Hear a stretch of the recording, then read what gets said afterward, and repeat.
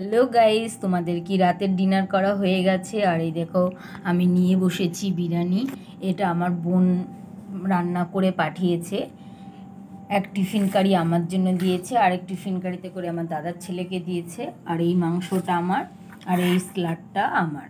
আমি খুব একটা বিরিয়ানি ভালোবাসি না বললেই চলে। একদিন ট্রাই করেছিলাম, সেটা আমার বোন আমাদের বাড়িতেই করেছিল রান্নাটা।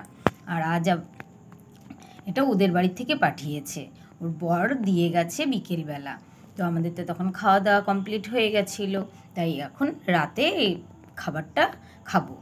তো দেখো, আমি কোনোদিনও বিরিয়ানি একদমই বাসতাম না, বলতে আমি খাই না। ও ঘরে বানিয়েছে বলে আমি একটু ট্রাই করেছিলাম, তো আজ একটু খাবো আমি। তো গাইস, তোমরা কারা কারা বিরিয়ানি খেতে ভালোবাসো অবশ্যই কমেন্টে জানিও। আর রাতের খাবারটা তো আজকে বোন পাঠিয়ে দিয়েছে বলে হয়ে গেল। আর আমার খুব একটা বেশি রাতে রান্না করতে একদমই ইচ্ছে করে না। আমি আর আমার মা দুজনেই রাতে না খেলেই মানে ভালো হয়, তবুও আমি যতটা খাই আমার মা একদমই খায় না। আমার দাদার ছেলে বিরিয়ানি খুব ভালোবাসে, তো ওকে এক বাটি এরকম দিয়েছি, এই যে দেখতে পাচ্ছ।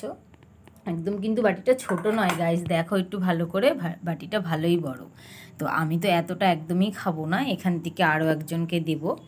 তো কালকে আমার দাদার ছেলে বলছিল, যখন পড়তে থেকে বাড়ি আসছিল, মদনপুরে নাকি একটা নতুন রেস্টুরেন্ট হয়েছে, তো ওটাতে বিরিয়ানির গন্ধটা এত সুন্দর বেরিয়েছিল।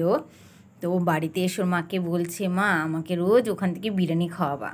তা আমি বলছি, তুই যদি স্কুলে রেজাল্ট ভালো না করিস, পড়াশোনা যদি ভালো না করিস, রেজাল্ট খারাপ হলে তোকে ওই স্কুলে কাজে লাগিয়ে দেবো, মানে সরি, ওই দোকানে কাজে লাগিয়ে দেবো। তো আজ দেখো বোন বানিয়েছে আর বোনের বর দিয়ে গেছে। তাই আমি বললাম ভালো হয়েছে, কালকে তুই মনে মনে চাইছিলি, আজকে তোকে বানিয়ে দিয়ে গেছে। তো ও বলে আমার বোনকে, ও অ্যাকচুয়ালি পিসি হবে, ও পিপি বলে। আমাকে ভালোই হয়েছে, তোর পিপি তোকে আজকে খাবারটা করেই দিল, তোর মনের আশাটা পূর্ণ হলো। তো গাইস, তোমরা কারা কারা বিরিয়ানি খেতে ভালোবাসো অবশ্যই জানিও। টাটা, সবাই ভালো থেকো, সুস্থ থেকো, শুভরাত্রি।